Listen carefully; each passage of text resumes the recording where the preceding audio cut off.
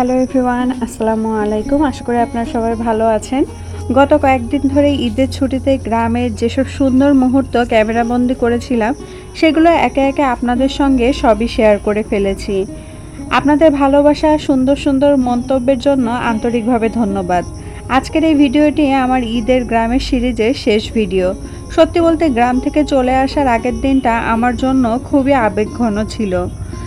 এখন জীবনটা শহরকেন্দ্রিক হয়ে গেছে, কাজ, দায়িত্ব আর ব্যস্ততার কারণে চাইলেই আর গ্রামের সেই শান্ত পরিবেশে বারবার যাওয়া সম্ভব হয় না। গ্রামের সবুজ মাঠ, গাছপালা, পাখির ডাক, খোলা বাতাস আর নিরিবিলি পরিবেশ সবকিছুই মনকে অন্যরকম শান্তি দেয়। কিছুদিনের জন্য ঘুরতে এসেছি ঠিকই, কিন্তু সময় হলে আবার সেই ব্যস্ত শহরের জীবনেই ফিরে আসতে হয়। তখন মনে হয়, ইস, আর যদি কয়েকটা দিন থেকে যেতে পারতাম।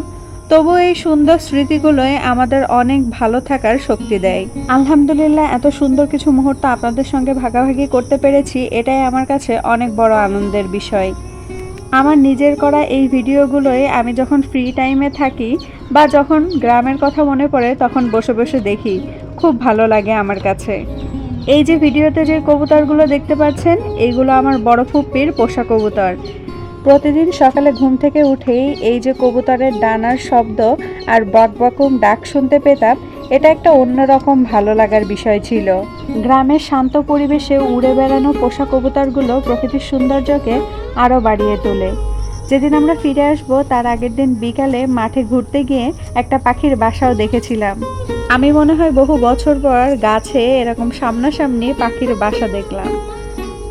ইনশাল্লাহ আবার যখন গ্রামে যাওয়ার সুযোগ হবে তখন আরও নতুন নতুন ভিডিও নিয়ে আপনাদের সামনে হাজির হব। এটাই ছিল আমার এবার ঈদের ছুটিতে গ্রামের বাড়িতে ঘুরতে গিয়ে করা শেষ ভিডিও।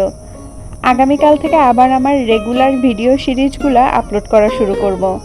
সত্যি বলতে গ্রাম থেকে ফিরে আসার সময় মনটা খুব খারাপ হয়ে যায়।